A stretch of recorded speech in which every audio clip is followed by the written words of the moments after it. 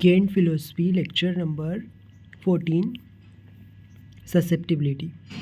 Organ aphorism number 30, 31, 32 के reference में ये चैप्टर लिखा है, लेक्चर दिया है डॉक्टर केन ने. The human body appears to admit of being much more powerfully affected in its health by medicine than by natural morbid stimuli for natural disease are cure and overcome by suitable medicine. यहाँ पे ये बोला है कि human body जो है वो medicine से ज़्यादा अफेक्ट होती है as compare to natural morbid stimuli. जो नेचुरल डिसीज़ है उसकी तुलना में मेडिसिन से ज़्यादा पावरफुली अफेक्टेड होती है human body. Partly because we have the regulation of dose in our own power, क्योंकि अपना मेडिसिन का जो डोज है उसका रेगुलेशन फिजिशियन के हाथ में होता है, इसलिए मेडिसिन ज़्यादा अफेक्ट करती है as compare to natural morbid stimuli.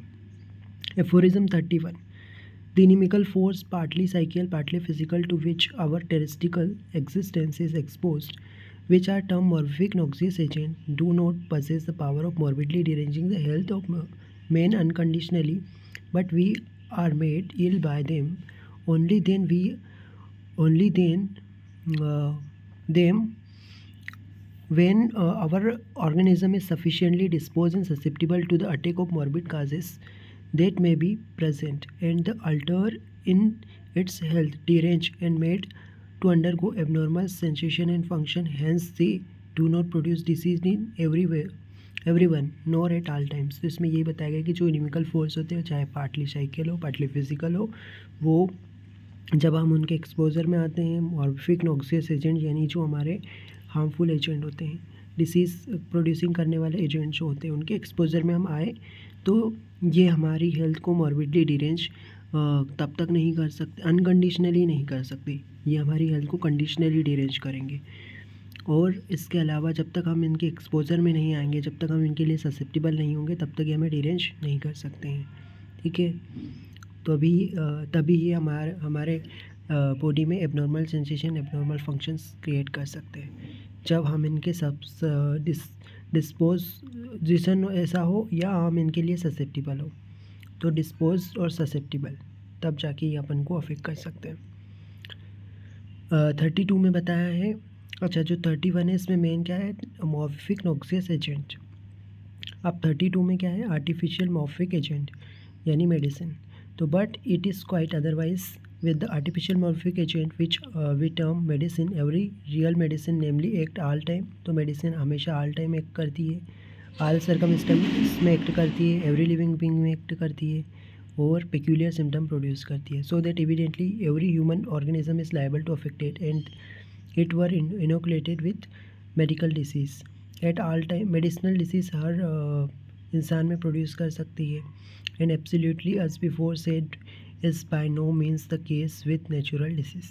यही बोला कि ये अनकंडीशनली एक करती है अपनी मेडिसिन. ठीक है, क्योंकि उसका डोज जो है वो और उसका रेगुलेशन फिजिशियन के हैंड में. अब incidentally these paragraph have a bearing upon a degree or intensity which is potentization upon the repetition of dose and upon susceptibility. तो ये जो पैराग्राफ ऊपर अपन ने पढ़े, इन पैराग्राफ्स में क्या बताया गया है कि जो इंटेंसिटी की बात हुई है, पोटेंटाइजेशन और रेपिटेशन की बात हुई है, ससेप्टिबिलिटी की बात हुई है. Things which we must be known by homeopathic physician in order that he may be good prescriber. We have studied potentization sufficiently to see that disease causes exist among attenuated things the infinite symbol और immaterial substance. तो हम ये देखते हैं कि जो disease causing agent है वो कैसा होता है, इमटेरियल होता है, इनफाइनाइट सिमल होता है. And thus the physician must see that the curative remedy must be on the same plane. तो डिसीज़ काजिंग एजेंट जो है वो कैसा होता है, इनफाइनाइट सिमल होता है, इमटेरियल होता है. तो इसीलिए जो क्यूरेटिव एजेंट है वो भी कैसा होना चाहिए, उसी सेम प्लेन पे, यानी वो भी इमटेरियल होना चाहिए. He must know why it is that he should give but one dose and the rationale by which susceptibility is satisfied. तो इसीलिए हमें ये बताया गया है कि उसको ये भी पता रहता है फिजिशियन को कि उसको कितना डोज देना है और ससेप्टिबिलिटी को कैसे सेटिस्फाई करना है, ये उसको पता होना चाहिए फिजिशियन को. In contagion, there is practically but one dose administered, or at least that which is sufficient to cause a suspension of influx. जो influx है उसको sufficiently क्या कर सके, उसको suspend कर सके. तो जो contagion होता है ना, there is practically but one dose administered, एक डोज एडमिनिस्टर किया जाता है, at least that which is sufficient to cause a suspension of influx. When cause ceases to flow in particular direction, it is because resistance is offered for a cause flow only in the direction of least resistance.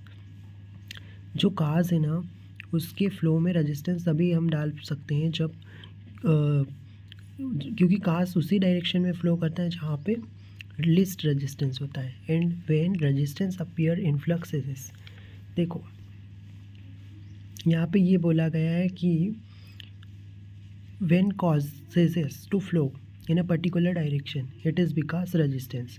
तो जो disease का काज है वो flow होता रहता है. अब वो फ्लो होना कब बंद हो जाएगा, जब उसके डायरेक्शन में रेजिस्टेंस आ जाए.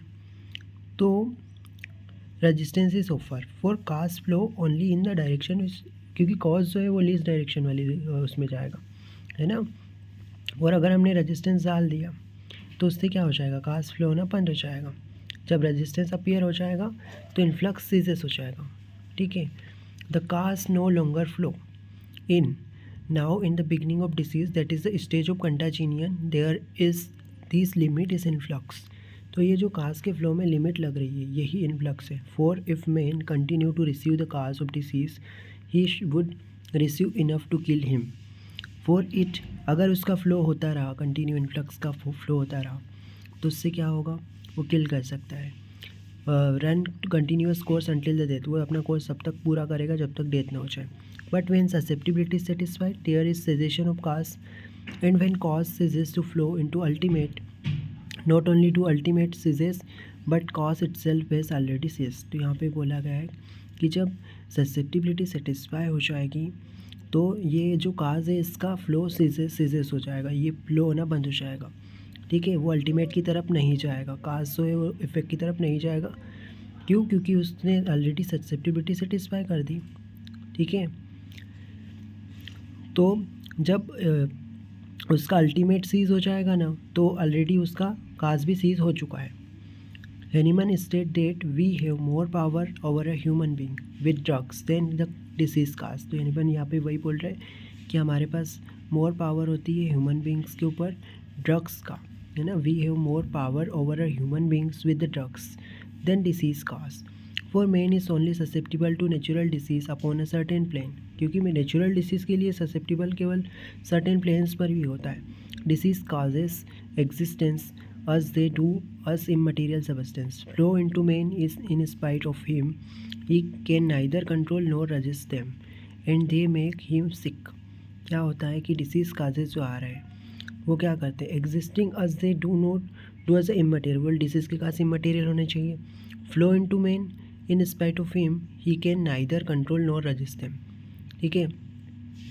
तो यहाँ पे क्या है कि and they make him sick, जो मेडिसिन है वो उसको तो अपन कंट्रोल कर सकते हैं, है ना. पर यहाँ पे क्या होगा, जो एनिमल सर स्टेट कर रहे हैं कि अपना मोर पावर किस पे रहता है, ह्यूमन बींग के ऊपर ड्रग का, than the disease causes. For man is only susceptible to natural disease upon a certain plane. Natural disease के लिए तो सर्टेन प्लेन पे ही हम ससेप्टिबल होते हैं. Disease causes existing as they do us immaterial substance flow into man in spite of him. उनका flow होता रहेगा और इमटेरियल सब्सटेंस होगा disease causes.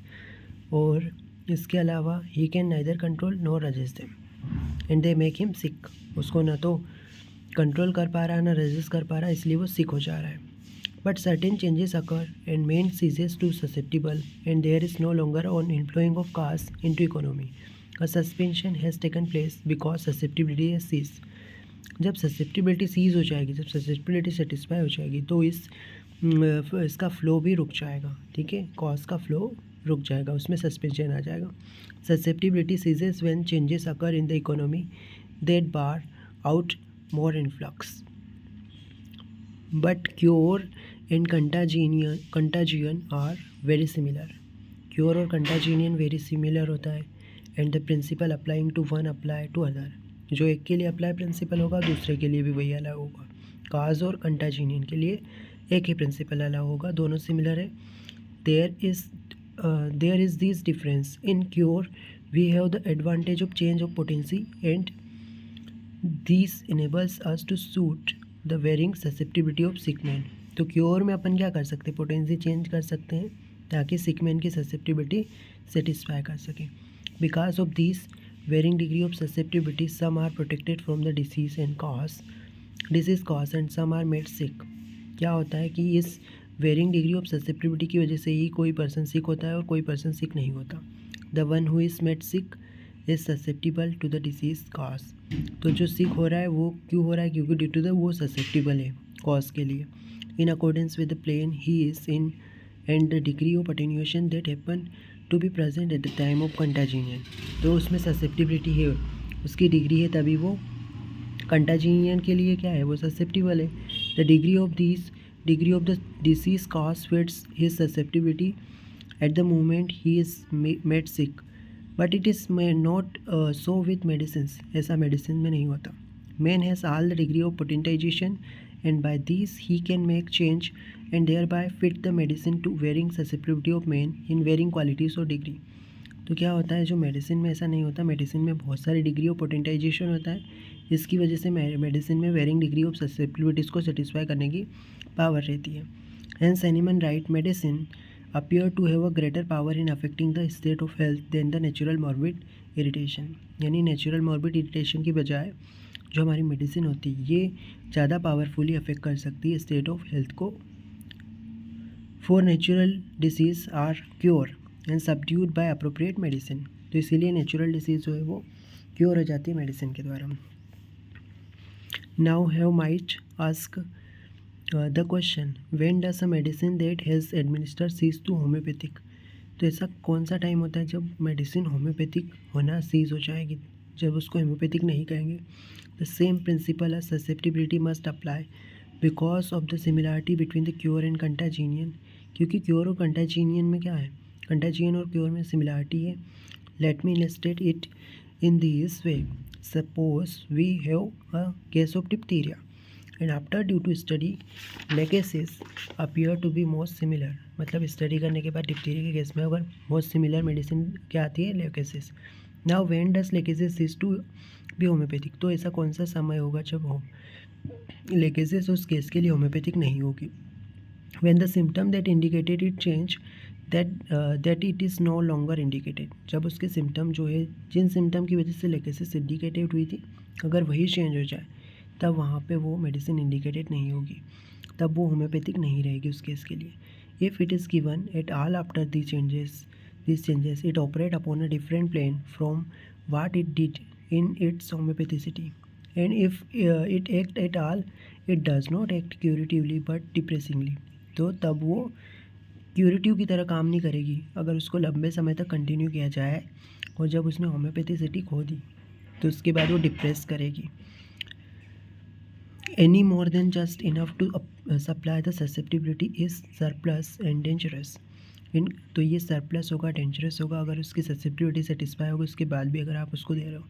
In a chronic disease administer sulphur when it is clearly indicated and the symptom disappear and the patient feel better then the remedy cease to be homeopathic. जब sulphur दी जाती chronic disease में तो patient अगर better feel करता है तो उसके बाद उसकी होम्योपैथी वो होम्योपैथिक नहीं रहेगी उस केस के लिए, और उसके बाद भी अगर उसको लॉन्गर दिया जाए तो वो होम्योपैथिक नहीं होगी, वहाँ पे डिज़ायरेबल रिजल्ट नहीं आएगा फिर। But main argue if little will do good more will do more good. ऐसा बोला है कि मेन आर्ग्यू करता है कि अगर थोड़ा सा मेडिसिन देने से इतना अच्छा एक्शन हो रहा है तो और ज़्यादा देंगे तो और अच्छा होना चाहिए। More will do more good enough to effect a change is all that can be homeopathic। When certain changes are effected then the physician must wait। जब भी कुछ चेंजेस हो जाए, सर्टेन चेंजेस आने लगे तो फिजिशियन को वेट करना चाहिए। Enough medicine must be given to stabilize order and that is done almost instantaneously. At most it is but a matter of few hours, and so long as order continue after it has once begun, so long hands off. यहाँ पे ये बोला है कि पर enough medicine अगर आपने दे दी तो उससे ऑर्डर स्टेबलाइज हो सकता है इंस्टेंटेनियसली, और इसके बाद फ्यू आवर्स में भी ऑर्डर स्टेबलाइज हो सकता है. That is just the way contagion take place. In diphtheria the disease begins, susceptibility ceases, a change takes place that protect the man from any further disease cause flowing into the body and the disease development and manifests itself by its symptom. तो यहाँ पे diphtheria का बताया है कि diphtheria में क्या होता है, डिसीज़ बिगिन होती है, ससेप्टिबिलिटी सीज होने लगती है, और उसके बाद चेंजेस टेक्स प्लेस होंगे, फिर प्रोटेक्शन हो जाएगा मेन का फर्दर डिसीज़ से. ठीक है, तो फिर डिसीज़ डेवलप नहीं होगी. ठीक है, और the repetition of dose is advise by many wise heads. But if we understand these doctrine, it will be clear to us that such repetition of dose is perfectly useless. क्या होता है कि repetition बार बार करना भी useless है. It is true that vigorous robust subject who have lightning like reaction, the dose by may be repeated and change occur for the better if the remedy is not quite homeopathic to the case.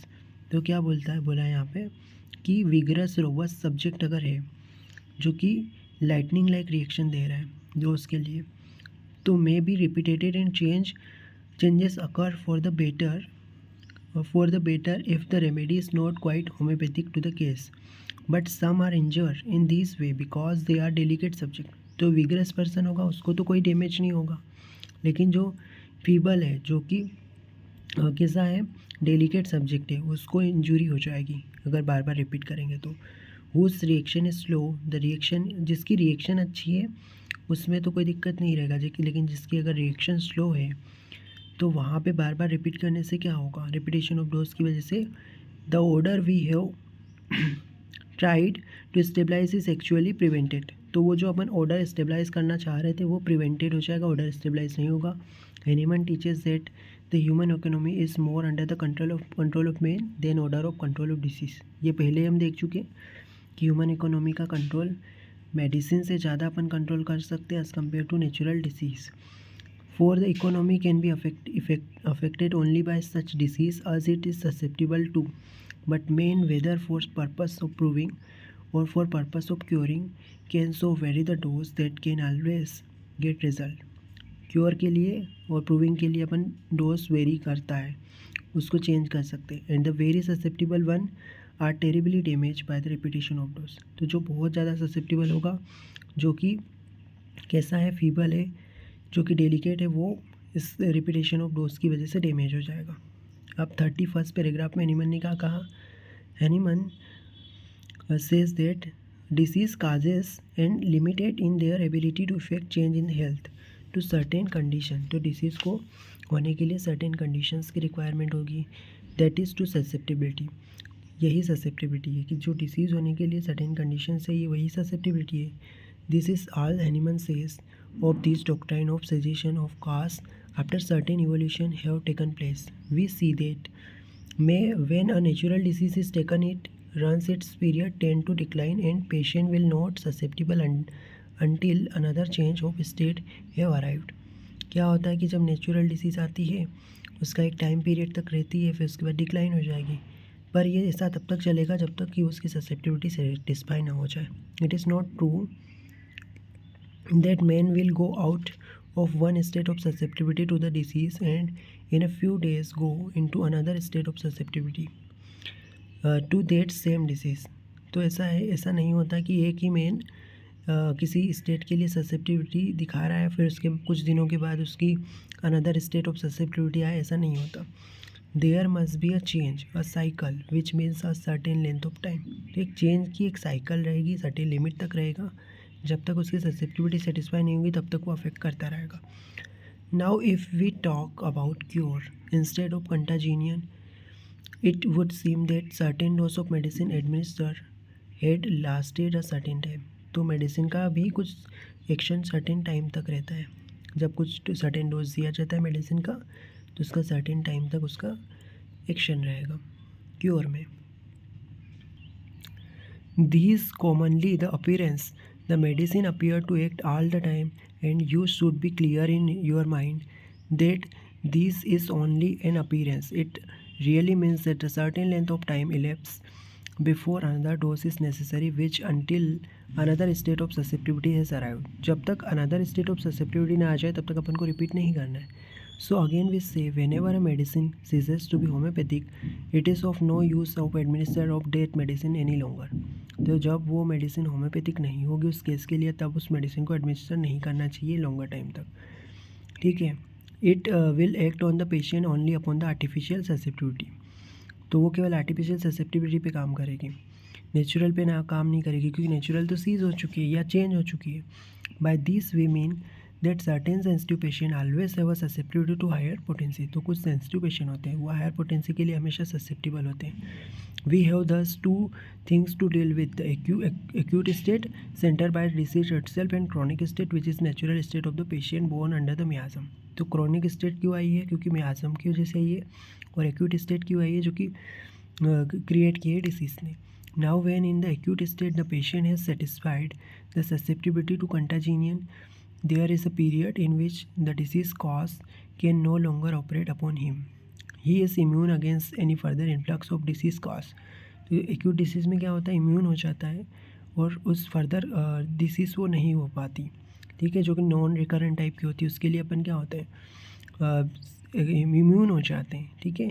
तो वो अपन को दोबारा नहीं होता है, immune हो जाते हैं इन्फ्लक्स के लिए अपन.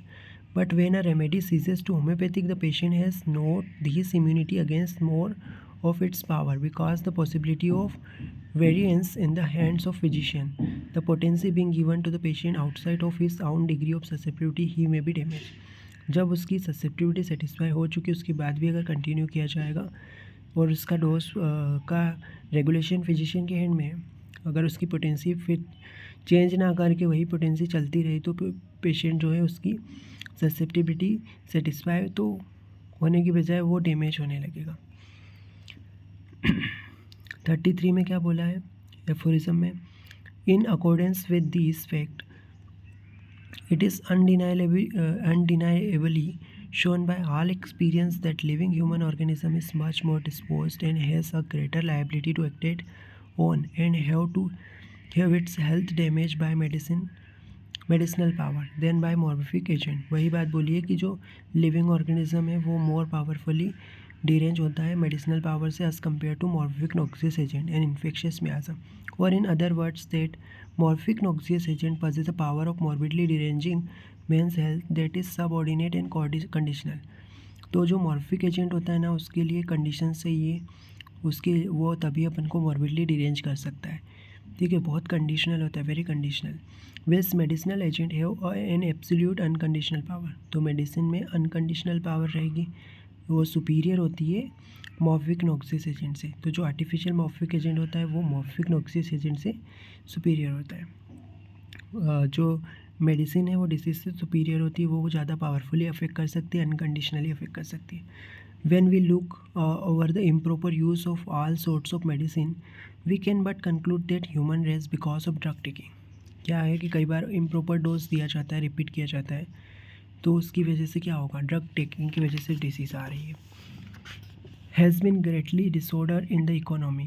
You have heard Hahnemann speak of the management of chronic disease. He distinctly state that greatest difficulty are those that have been brought about the economy by continuous drug taking. तो कई बार क्या होता है? Continuous drug taking की वजह से disease आती है. It is not that the drug themselves are led up in the economy, but that life long disorder create हो जाता है. अगर लंबे समय तक मेडिसिन लेते रहे तो लाइफ लॉन्ग डिसऑर्डर क्रिएट होगा, क्योंकि ससेप्टिबिलिटी चेंज हो चुकी है, ससेप्टिबिलिटी अल्टर हो चुकी है. तो मेडिसिन चेंज करना पड़ेगा या मेडिसिन देना बंद करना पड़ेगा. अगर सेटिस्फाई हो गई तो बंद करो और अल्टर हुई तो चेंज करो. They think of the poor old individual who were in the habit of taking sulphur and molasses. तो यहाँ पे एग्जांपल दिया कि ओल्ड पीपल अगर सल्फर और मोलासेस लंबे समय तक लेगा तो उसकी क्या कंडीशन होगी. Think of those who perpetually tapping their livers with the blue mass. कुछ लोगों का लीवर ख़राब होता है ब्लू मास लेने से लंबे समय तक. Think of western sufferers who have filled themselves every year with quinine pancakes लेने से कि वेस्टर्न लोग सफ़र कर रहे हैं, ठीक है। वो चिल को अवॉइड करने के लिए क्विनिन पेनकेक खाते हैं, तो उससे उनको कितनी ज़्यादा लंबी लॉन्ग सफरिंग होगी। This people are so disorder that it take year of careful prescribing to turn them into a state of order. तो इनको कई साल लग जाएंगे प्रिस्क्राइबिंग कर करके ही हम इनको मेडिसिन दे के फिर अपन इनका ऑर्डर को स्टेबलाइज कर सकते, वापस स्टेट ऑफ ऑर्डर में ला सकते हैं। 34 में क्या बोला है? Hahnemann repeats two propositions to which we have already alluded. The first proposition is that in order to cure, the medicine must be able to produce in the human body an artificial disease similar to which it is to be cured. This has been fully illustrated and explained. तो यहाँ पे explain कर दिया गया है कि जो medicine है इसने क्या प्रोड्यूस करना चाहिए ह्यूमन बॉडी में, आर्टिफिशियल डिसीज़ प्रोड्यूस करने की पावर होना चाहिए मेडिसिन में, जिसको अपन को क्योर करना है। डिसीज़ को क्योर करना है, वैसी ही डिसीज़ प्रोड्यूस करने की पावर होनी चाहिए। सेकेंड प्रपोजिशन क्या है? The artificial disease must be of greater degree of intensity. लेकिन जो हम आर्टिफिशियल डिसीज़ प्रोड्यूस कर रहे हैं वो उसकी इंटेंसिटी नेचुरल डिसीज़ से ज़्यादा होनी चाहिए, ठीक है। The matter of intensity has already been explain as something higher, more internal, something superior or prior. Intensity of power is proportionate to the degree of approximation toward the primitive substance. जो primitive substance है उसकी degree के level पे अपनी medicine की intensity होनी चाहिए, उसकी पावर होनी चाहिए। There is no thought of intensity in any direction. The cause of disease and the cure exists within the primitive substance. तो डिसीज़ का काज जो है वो कहाँ पे होगा? प्रिमिटिव सबस्टेंस में, and not in ultimate material form, ठीक है। कॉज कोई प्रिमिटिव सबस्टेंस के लेवल पे है, अल्टीमेट मटेरियल फॉर्म में कॉज नहीं होता है, ठीक है। Although the immaterial cause of disease continue in disease ultimate, ठीक है। इमटेरियल कॉज होता है जो कि जिसका रिजल्ट क्या होगा? Ultimate. The bacteriologists has crawled into confusion because they do not know in their science that cause continue to affect. Bacteriologist को ये नहीं पता होता कि cause की वजह से इफेक्ट आ रहा है। The bacteria may contain a cause because cause are continue into ultimate. Bacteria के अंदर भी कुछ कॉज होता है जिसकी वजह से अल्टीमेट आया है, but the primitive cause is not the bacteria. Bacteria themselves have a cause. Bacteria के आने का भी कुछ काज है जिसकी वजह से बैक्टीरिया आए हैं, पर bacteria is not a cause.